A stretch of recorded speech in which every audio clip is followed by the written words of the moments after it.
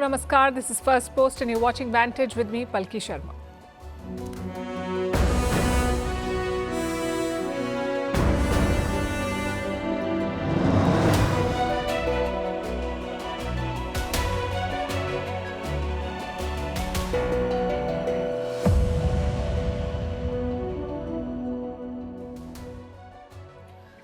Trump and Modi had a phone call on Diwali. And now the US president is repeating his old claim that Prime Minister Modi promised him that India will stop buying Russian oil. New Delhi has not commented on this. We'll bring you the full story tonight. We're also tracking gold. It's on a wild ride. After weeks of rallying, it has suffered its biggest price drop in 12 years. We will decode the trend for you. Meanwhile, the Sensex has soared 4,000 points and investors are asking, is India back in the fast lane? In North Korea, Kim Jong Un has launched a new missile just days before Trump's Asia tour. Was it a warning or a message? ChatGPT has launched a new platform called Atlas and the battle of the browsers has begun. Amazon has a new plan to replace humans with robots. Is this the future of work or the end of jobs as we know them? India has announced Veer Chakras for 6 heroes of Operation Sindur. We will bring you their incredible stories. In Iran, a wedding video has exposed the regime's hypocrisy. No hijab for the families of top leaders. In Iceland, they've discovered their first mosquitoes ever. Climate change is rewriting the rules, even in the Arctic. And finally, the right to disconnect. Can we switch off in a world that never stops working? All this and more coming up. The headlines first. Russia holds planned strategic nuclear drills. It included the launch of a mock intercontinental ballistic missile. Just days ago, NATO began similar annual exercises. This comes as efforts to end the Ukraine war have faltered. US President Donald Trump has shelved plans to meet his Russian counterpart. A shooting outside the Serbian parliament injures one person. The alleged attacker has been arrested. The Serbian president has called it a terrorist attack. A pensioner allegedly fired multiple shots and set a tent near the parliament building on fire. The tent was an improvised camp of the president's loyalists. A Sri Lankan opposition politician is shot dead in his office. He was meeting with constituents when a gunman opened fire. No one else was injured, but the attacker managed to flee the scene. Sri Lanka has seen a surge in violent crime this year. At least 50 people have been killed in more than 100 shootings. A big setback for fugitive diamond trader Mehul Choksi. A Belgian court clears the way for his extradition to India. It ruled that Choksi faces no risk of an unfair trial. He is accused of defrauding the Punjab National Bank of more than $1 billion. Choksi fled India in January 2018. And a key figure in Tanzania's main opposition party has been arrested. It's the latest detention in a crackdown on dissenting voices. This comes ahead of next week's general election. The two largest opposition parties in the East African country have been barred from contesting the polls.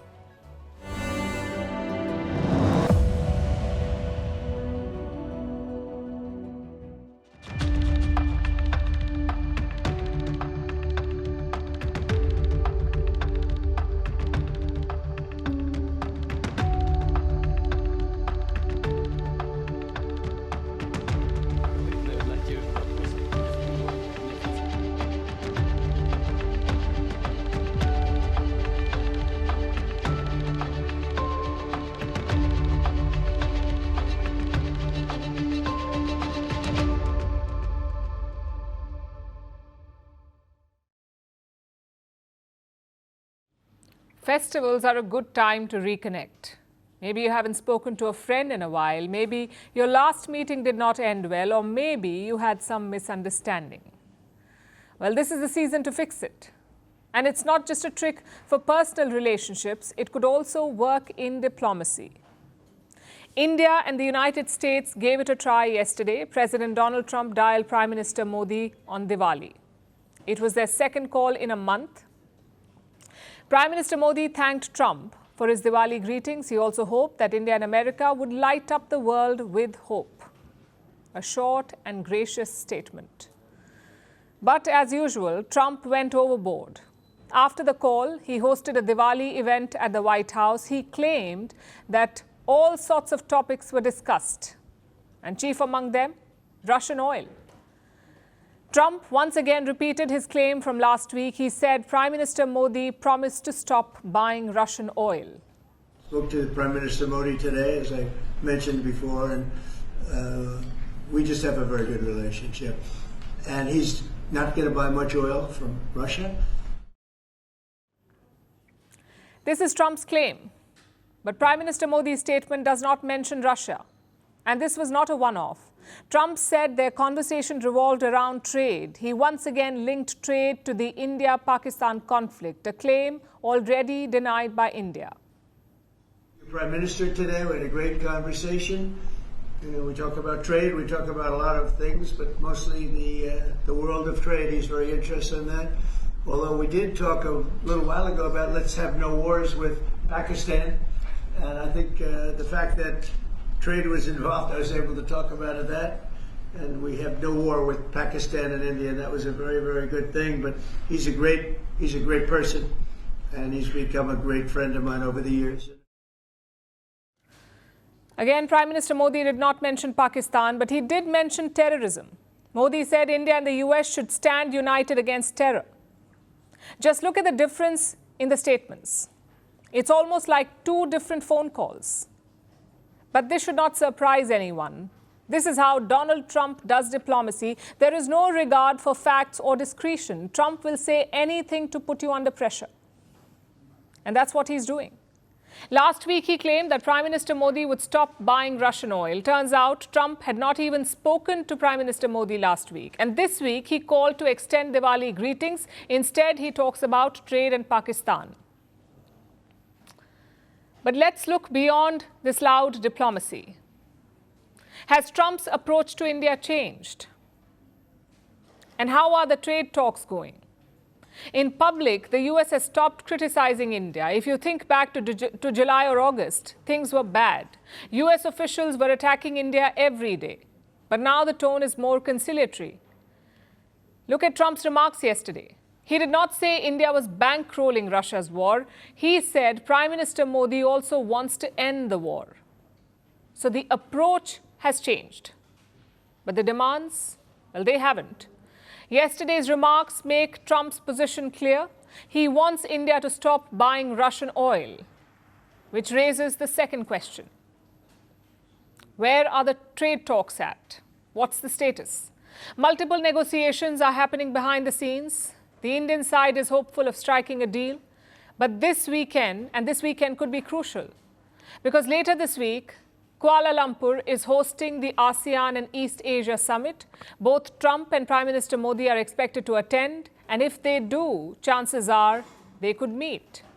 It would be their first meeting since February this year. And a meeting could go a long way in resetting the relationship. But India will be wary. What if Trump repeats his claim beside Prime Minister Modi? What if he claims that India will cut off Russian oil? Or he claims credit for the Pakistan ceasefire? It could create an uncomfortable situation in Kuala Lumpur, so India will be wary. As for Donald Trump, he is keen for a deal. You see, he's not making any progress with China. In fact, things are getting worse on that front. China has reduced their purchase of American soybean. It is putting US farmers under a lot of pressure, so Trump needs a sort of release valve. Maybe a breakthrough with India. And that's not a bad thing. It means that there is political will on both sides. The question is, can they meet each other halfway? Can Trump give concessions for the greater good? The coming days should give us the answer.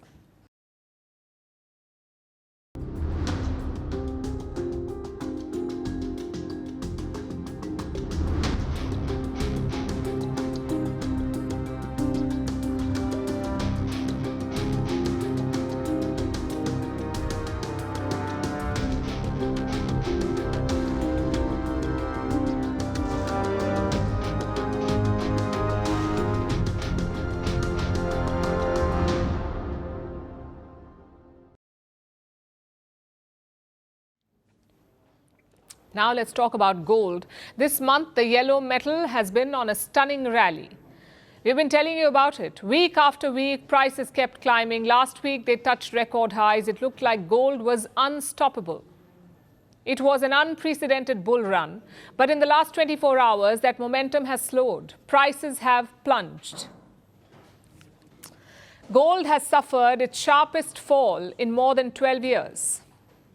It dropped by more than 5%. Yesterday, gold was trading below $4,100. This was the price of 1 ounce of gold in the global markets. 1 ounce is close to 30 grams. Last week, 1 ounce was trading above $4,300. Now it is below $4,100, and it's the same story in India. Prices have fallen by around 3% here. Before Diwali, 10 grams of gold was selling for around 132,000 rupees, 1,32,000 rupees for 10 grams of gold. Yesterday's price was around 1,28,000, 128,000 rupees. So it's a fall of 4,000 rupees in India. And it's not just gold that is falling. Silver too is heading southwards. It has seen a drop of more than 5%. Earlier this year, silver surged sharply. Prices rose by as much as 80%, 80. Now they're falling. What explains this drop? Profit booking. Let me explain it. Gold has already gained by more than 50% this year. So a 5% drop is just a small correction. In fact, it is normal after such a strong rally. Now, when prices break records, some investors choose to cash out. They book their profits. And that's what's happening now. That is profit booking. The real question is, where does gold go next? Will the rally return, or will prices finally cool off? As things stand, investors are likely to remain bullish on gold. There are two clear trends. They reflect how the market is poised. The first trend relates to institutional investors. They're still betting on gold. They continue to pour large sums into gold ETFs. What's an ETF? An ETF is an exchange-traded fund. These funds work like mutual funds. They collect money from investors, then they invest that money in assets. Assets like stocks, or in this case, gold. But there is one key difference. ETFs are traded on stock exchanges. They can be bought or sold just like shares. And investments in these gold ETFs have surged. In September, global gold ETFs saw their largest monthly inflow. And India played a big role in this rise. Indian gold ETFs saw inflows too. They were worth $902 million. And this brings the yearly total to well over $2 billion. That's what Indians have invested in gold ETFs this year, more than $2 billion. Needless to say, it's higher than before. And that's the first trend. Big investors are not leaving gold, they're doubling down on it. The second trend involves central banks. They're increasing their gold reserves, and they're doing so consistently. In 2024, the world's central banks bought a lot of gold, more than 1,000 tons of it. That's what banks bought, more than 1,000 tons of gold. It was the third straight year of heavy buying, and that momentum continued into 2025. Look at the numbers from August. Central banks bought 19 tons of gold in the month of August. So for 4 years in a row, central banks have been building up gold stockpiles, and India is part of this trend. This is being led by the RBI, the Reserve Bank of India, which is India's central bank. It has been adding to its holdings. This month, India's gold reserves crossed $100 billion, and this has happened for the first time ever. The RBI's gold holdings were worth over $102 billion. They rose by $3.6 billion this month. So both investors and central banks are turning to gold in uncertain times, and these are uncertain times with trade wars, global conflicts, and the overall economic chaos. It makes gold an attractive investment. So this week's dip may not last long. If central banks and large investors keep buying, gold prices will keep rising.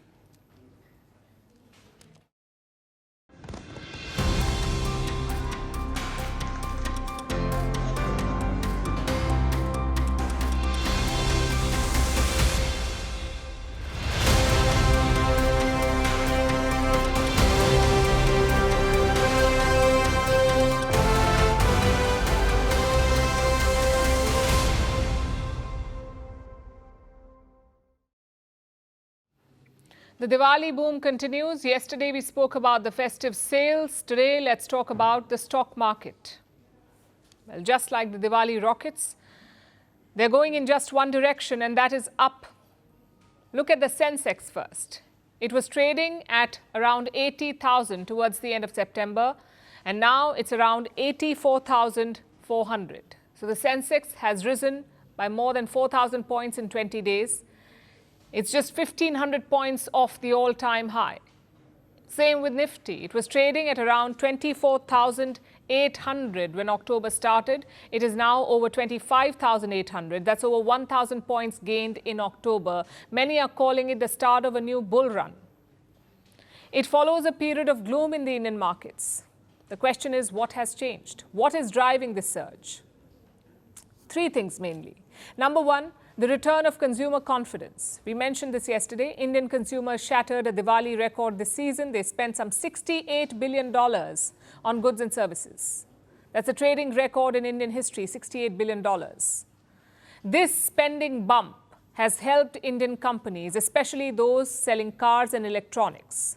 That's the first reason, consumer confidence. Reason number two, better earnings than expected. Multiple Indian companies reported their earnings this weekend. Some of the heavyweights had a great showing. Reliance Industries rose 3.5%. Public sector banks were up 2.9%. These heavyweights also dragged the market up. And finally, reason number three, the return of the FIIs. Foreign institutional investors, FIIs. Until recently, they were taking money out of India. Almost 2 lakh crore rupees was pulled out in 2025 alone. They felt the Indian markets were overvalued, so they shifted outside. But that could be changing. In the month of October, FIIs became net buyers in the Indian market, meaning they bought more than they sold. How much? Nearly 7,300 crore rupees. Let me put that in perspective for you. In the last 3 months, FIIs were net sellers. Their outflow stood at 76,000 crore rupees. But in the month of October, that flipped. They bought 7,300 crores in shares. So recent trends suggest that FIIs are back. A big reason for that is the macroeconomic stability. We're talking about things like inflation, growth, trade. A lot of countries are struggling on these fronts. Their exports have been upended by US tariffs, their inflation is yet to stabilize after the pandemic years, and their growth continues to be stagnant. But India is an outlier. Let's look at trade first. India faces 50% tariffs from the United States, yet our goods export actually grew in the month of September by almost 7% to $36 billion. How did that happen? Thanks to diversification. India has been taking steps to reach other markets, basically plug the gap left by America. We have started exporting seafood to Australia after 8 years. We are ramping up pharma exports to Africa, and we are looking at new partners in Latin America and Southeast Asia. Indian exports to 24 countries expanded in September, 24 countries. The list includes the UAE, Germany, Egypt, Kenya, Brazil, and Italy. Even countries like Canada and Bangladesh. And don't forget the new deals. India has sealed a free trade agreement with the United Kingdom, plus a deal with the European Union is in the works. So trade stability is working for India. That's the first factor. The second one is inflation. India's retail inflation fell to 1.54% in September. That's the lowest in 8 years. And investors look for these cues before putting money in. They look at the inflation rate, they look at the trade situation, they look at the policy stability. In India, they're finding all three together. Let's see if the momentum continues.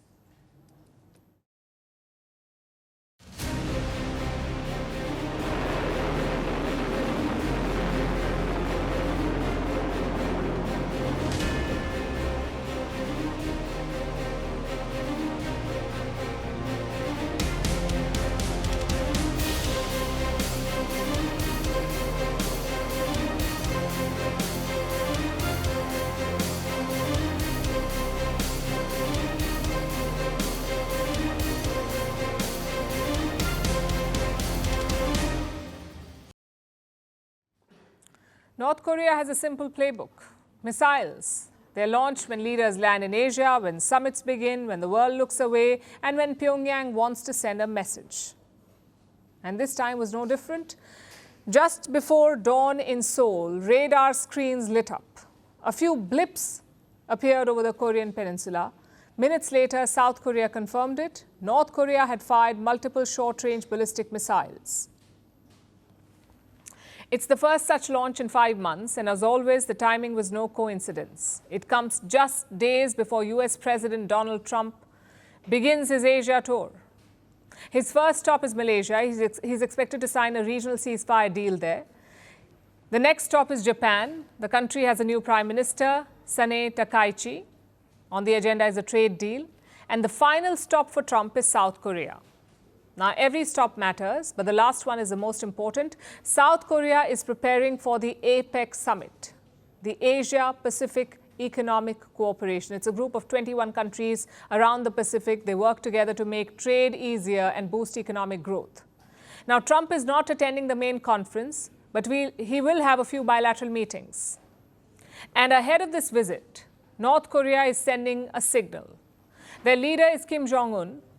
If you've tracked him, you'd see the pattern.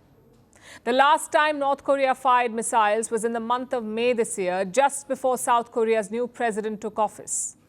Since then, it has been relatively quiet, and I say relatively because the Korean peninsula is always on the edge, and these launches are a routine affair.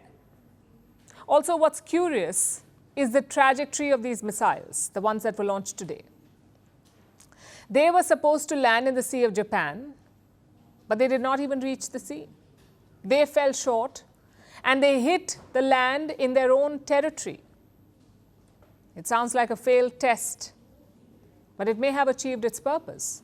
This missile launch was a strategic message, and by keeping the missiles within North Korean territory, Kim has avoided direct escalation. There is no debris landing in Japanese waters. There are no emergency meetings being called at the United Nations. At the same time, Kim Jong Un has made his point. It's pure saber rattling. And experts say they saw it coming. North Korea loves the big stage, and next week's APEC Summit will draw the biggest audience in the region. There will be Donald Trump, Chinese President Xi Jinping, South Korean President Lee Jae-myung, and dozens of world leaders, all within a few hundred kilometers of Kim's border. Firing missiles means controlling the opening act. The summit has not even started, but one question already hangs in the air. What is Kim's next move? So North Korea may not be part of the summit, but it still dominates the conversation. But will this get Kim a meeting with Trump? I ask because they have history, Kim and Trump. They met thrice during Trump's first term as president. They met at the DMZ, the Korean Demilitarized Zone. It's a heavily militarized buffer zone between the two Koreas, the DMZ. Trump briefly stepped over the border. He was the first US president to step foot in North Korea. And they exchanged letters.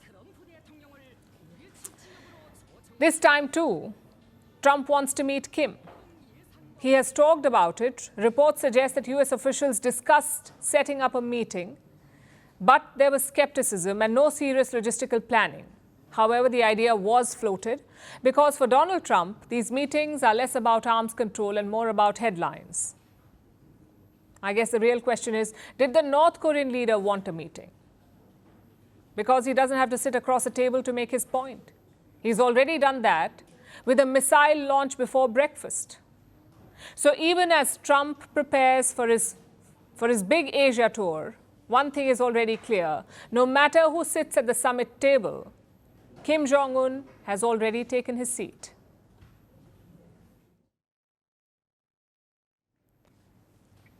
In 2022, ChatGPT turned the internet upside down. It wrote essays, it drafted mails, it talked to people, and even offered some advice.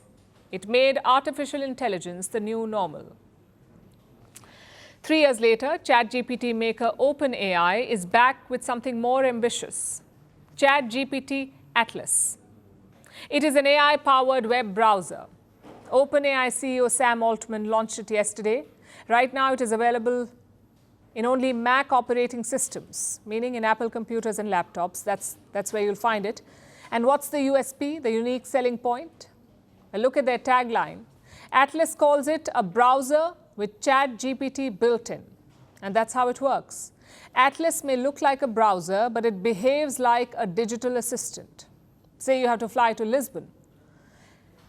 So you won't type in flights to Lisbon and go through the links. You just type, find me the cheapest flight to Lisbon before noon and book it. And Atlas will do it for you. So it's less search and more execution. And the biggest difference is the address bar. You know, that little strip on your browser where you enter things to search for. That strip is missing. Sam Altman says it is intentional. The old internet was about navigation. Atlas is about delegation. You don't explore the web anymore, you converse with it. And this shift is not just a design experiment, it is an existential threat to how the internet has worked for over 2 decades. Traditional search was built on 3 pillars: keywords, the words you typed in; backlinks, that is links from one website to another; and SEO, search engine optimization. But Atlas has changed all of that.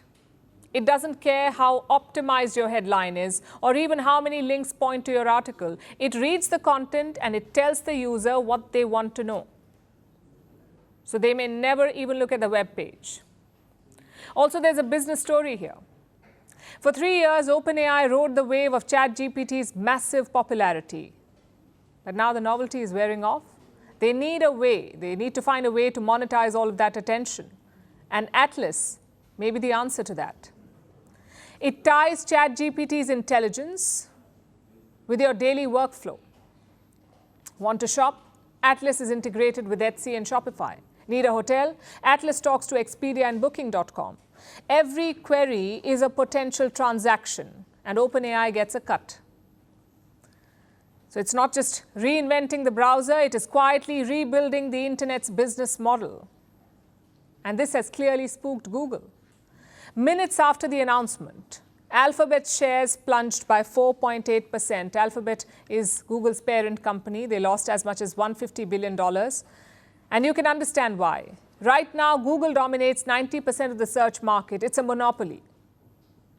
Atlas throws up a new challenge. And Google is trying very hard to pivot. It has introduced an AI mode that offers AI summaries for searches. So Google too is trying to reinvent itself, but OpenAI is not the only challenger it faces. Just a few weeks ago, Perplexity AI launched Comet. This is another AI native browser. Comet is minimal and acts like a research assistant. While Atlas focuses on execution, Comet prioritizes organization, organizing all the information and helping you reason better. That's what it does. There are other players too, like Opera Neon and Microsoft Edge Copilot mode, all hoping to give Google a run for its money. But can they replace Google and Google Search yet? Well, let's be honest, Google Chrome is a juggernaut. It's not just a browser, it's the gateway to Gmail, YouTube, Docs, Maps, and the rest of Google's billion-user ecosystem. For most people, it's the web itself. ChatGPT Atlas is just getting started. It will likely attract the tech-savvy and the curious. But replacing Chrome, well, that's a marathon. OpenAI has just taken the first stride. The finish line could still be years away.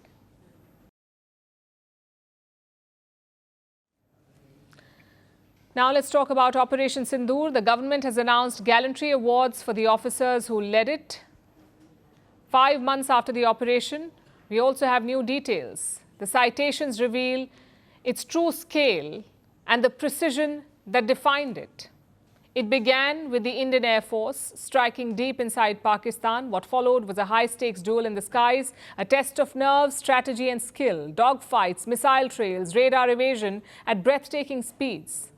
And on the ground, the Indian Army opened fire across the line of control. Artillery, guns, drones and missiles hit crucial targets with pinpoint accuracy. Tonight, we recount the story of Operation Sindur and the 6 extraordinary acts of bravery that made it a success. Operation Sindur will be remembered for the courage displayed by India's defence forces. The Indian Air Force led from the skies. The Indian Army struck from the ground. The government has awarded bravery medals to the officers involved. And for the first time, their citations reveal how India carried out one of its most complex military missions in years. The first wave came from above.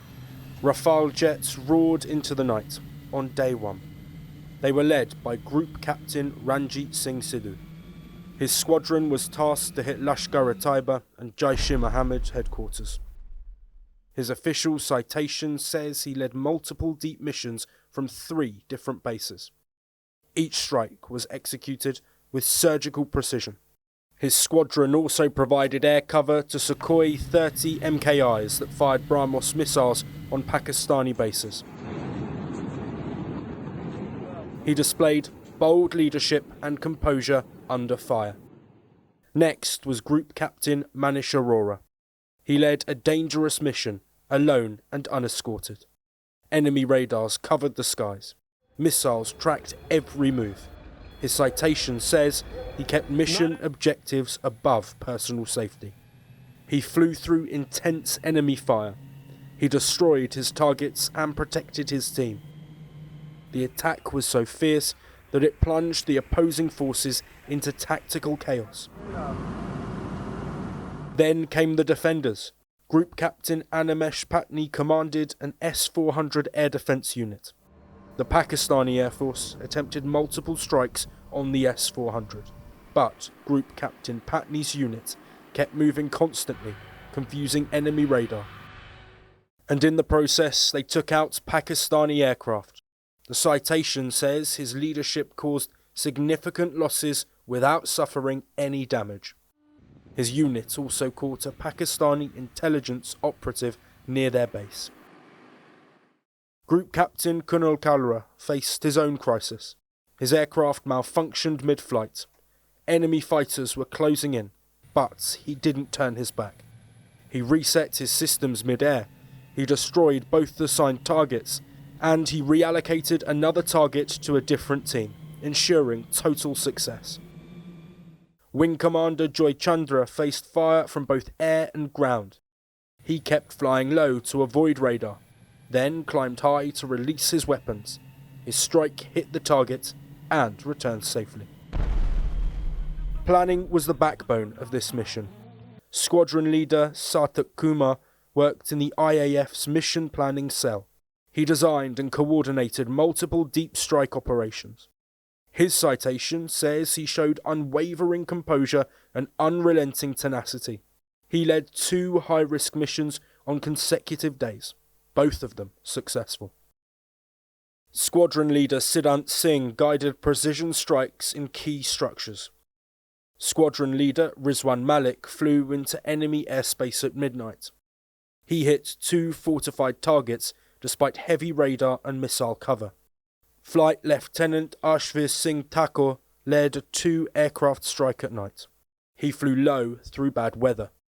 He hit the target under fire and returned without loss. The army moved next. Colonel Koshank Lamba was called in on short notice. He mobilised his units in record time. His guns destroyed multiple terrorist camps under enemy fire.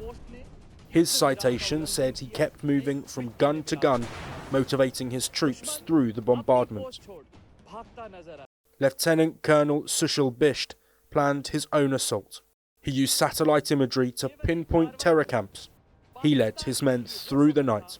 The result, complete destruction of enemy positions. 6 stories of courage, from the skies to the ground. From precision strikes to artillery fire, Operation Sindur was more than a military battle. It was a display of India's skill, discipline, and resolve.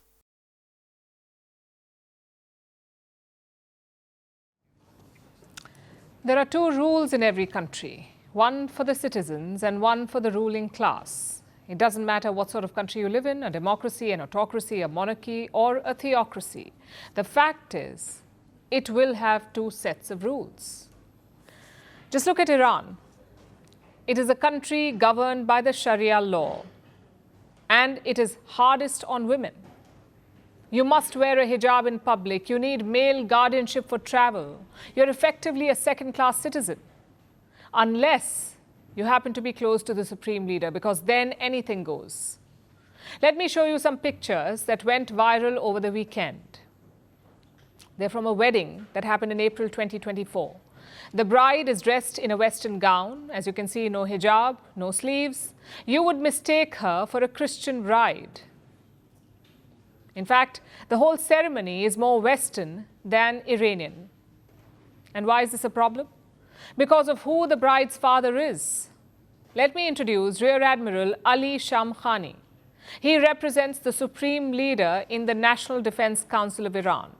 He served on the National Security Council. Before that, he commanded the Revolutionary Guards. Basically, he's a very senior Iranian leader. In public, he preaches strict adherence to Islam. He promotes so-called modest dressing for women.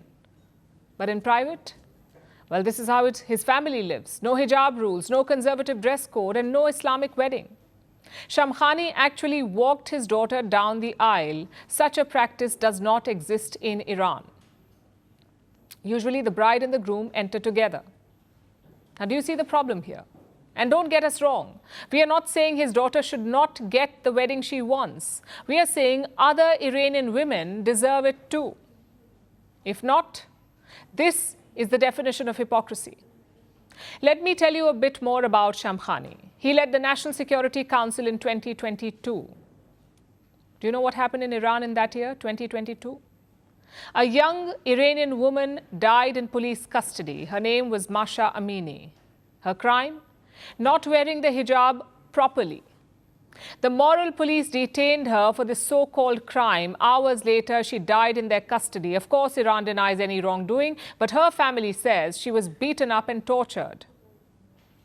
Basically killed by the moral police for not wearing a hijab properly. What followed was a nationwide protest. Tens of thousands of people took to the streets. They demanded a relaxation of the hijab rules. And how did the regime respond? With a brutal crackdown. Some 600 people were arrested and executed in Iran. And during all of this, Ali Shamkhani led the Security Council in the country. Like I said, one rule for the people, another rule for his family. Naturally, Iranians are not happy about this. He is getting criticism from all sides. The moderate voices are questioning his hypocrisy. The radical voices are questioning his liberal choices. But Shamkhani, he doesn't care. Look at the message he posted on his social media, a cuss word followed by, "I am still alive." He went on to blame Israel for leaking the wedding video. And who knows, maybe they did. Maybe Israel did leak the video, but frankly, that's besides the point. This is about the condition of Iranian women. When they protested in 2022, the regime unleashed horrors on them. Protesters say the police raped and tortured them. Yet look at the man behind these horrors. He is hosting a lavish Western-style wedding. His daughter does not wear a hijab. His wife does not wear a hijab, but he wants every other Iranian woman to do so. And again, this story is not just about Iran. It is the story of politicians around the world. They politicize and weaponize women's choices in clothes. They hang their national pride and honor on women's bodies. But at home, anything goes. In this case, maybe the Iranian regime will punish him. And therein lies the irony. Because he won't be punished for curbing and targeting women. He will be punished for not doing the same to his own daughter.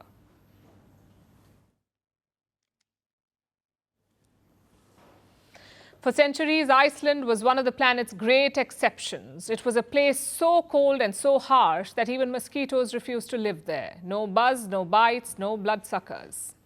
A perfect paradise for anyone tired of insect sprays and itchy nights. But that rare peace has been broken, and it happened quietly. For the first time ever, mosquitoes have been found living in Iceland's wild. Tiny creatures, but a big sign of change. Because their arrival says something much bigger about our world. About how climate And temperature and life itself are shifting in ways we've never seen before. Here's our report. For generations, Iceland stood apart. A land of fire, ice, and clean air. Untouched by mosquitoes. Its freezing winters and sharp winds built a natural barrier. No buzz, no bites, no bloodsuckers. Only Antarctica shared that honor. Together, they were two places on Earth without mosquito population. But that quiet record has just been broken. 3 mosquitoes have been found in a glacial valley north of Iceland's capital Reykjavik. 2 females, 1 male, alive and outdoors. The first mosquitoes ever recorded in Iceland's natural environment. Tiny, yes, but a discovery with enormous meaning. For centuries, Iceland's brutal cold kept them away. Water froze before larvae could hatch. Summer ended before breeding could begin. Nature's defenses held firm. But that balance is shifting. Iceland is warming faster than almost anywhere on Earth. It is warming around 4 times the rate of the Northern Hemisphere. Glaciers are retreating. Southern fish are appearing offshore. And this May, the country recorded its hottest day on record, 26.6 degrees Celsius. For a nation that rarely touches 20 degrees in spring, that is extraordinary. And it's in that heat the balance begins to shift. Warmth brings opportunity. Longer summers create still water. Still water breeds mosquitoes. They thrive in heat. They multiply fast. And they're spreading north, expanding into regions once too cold to survive. The species found in Iceland is known as Culiseta annulata. It is not a stranger to cold. Unlike the tropical kind, it can survive frost. It shelters through winter in barns and basements. It is native to a huge part of the Eastern Hemisphere, ranging from North Africa to northern Siberia. Even so, their discovery has caught scientists off guard. And they weren't found at ports or airports in Iceland. They were caught on wine ropes, traps meant for moths. But scientists believe they may have arrived by accident. Perhaps carried on ships or inside cargo containers. For now, there's no proof of breeding, no larvae, no nests. Just 3 adult mosquitoes found outdoors in the Icelandic wild. Yet their presence is a sign of change. A sign that things even in the coldest corners of the planet are shifting. Rising temperatures are redrawing the map of where species can live. Insects that once belonged to the tropics are appearing across northern Europe. And Iceland, one of the last untouched places, may be next. Experts say climate change cannot be blamed entirely. Culiseta annulata is already adapted to cold climates. It can survive long, harsh winters when temperatures drop below freezing. But a warming world makes that survival easier. Further monitoring will begin in spring. Scientists will check if these mosquitoes survived the winter. If they did, Iceland's mosquito-free era may be over. But even if they don't, the discovery has already redrawn the map. It shows how far change can travel, quietly, invisibly, and without warning. In a world that's warming fast, even a frozen island is no longer out of reach. And Iceland just learned that the first signs of change don't roar. They hum.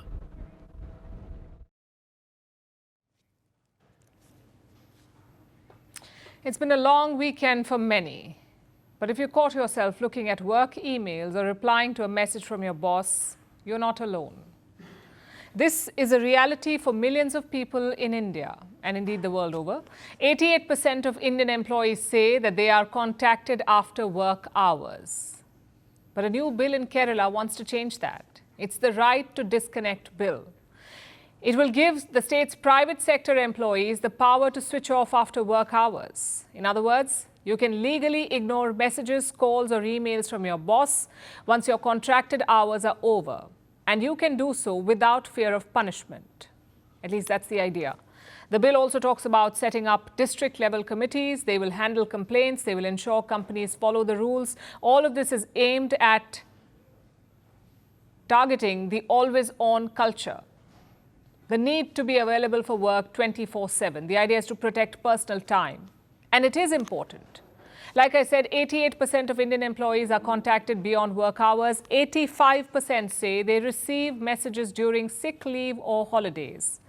The law caps working hours at 48 per week, 48 working hours in a week, but more than half of India's employees work more than that. Now, Kerala wants to change that. And this is not a new idea.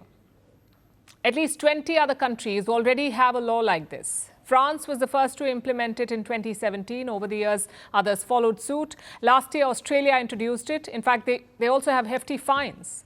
If bosses fail to comply, they may have to pay $12,000 per employee just for messaging people after work. Does this hamper productivity? It does not. Decades of research shows this. Unpaid overtime, in fact, often drains employees. It can harm their well-being and add to stress. On the other hand, work-life balance can lead to more energy and greater happiness, even a stronger sense of personal fulfillment. So that when employees show up at work, they are refreshed. And this is not just theory. Studies in Europe show that 70% workers benefited from the law. So it can be a boon. Of course, there are challenges too. First of all, not all jobs are equal. In high-pressure industries like the services industry or in medicine or in the media, workers are obligated to be on all the time. And that may not change anytime soon. Also, a law won't stop the messages from coming. It just allows you to not respond. Your boss can still email at midnight, but hopefully you aren't required to open that email. And this law won't work uniformly. Yes, it gives people an option, but not everyone will take it. Sometimes out of guilt, sometimes out of fear, because overwork has become a cultural norm. Changing that requires more than just legislation. It requires a shift in awareness and mindset. People need to be willing to accept it. Because at the end of the day, work is a part of life. We all work for different reasons, and we all have different capacity and different thresholds. You may be working for joy, purpose, money, personal fulfillment. And there is nothing wrong with working on a weekend or checking your email right in the morning. If that's what you want to do, you should do it. But only as a choice, not an obligation. The problem arises when it becomes an obligation and it comes with a fear of penalty. So I guess the takeaway is simple. The right to disconnect is a step in the right direction. It helps restore balance and boundaries, but true change comes from internal shift, not just legislation. Until we value our own time, the right remains half-born.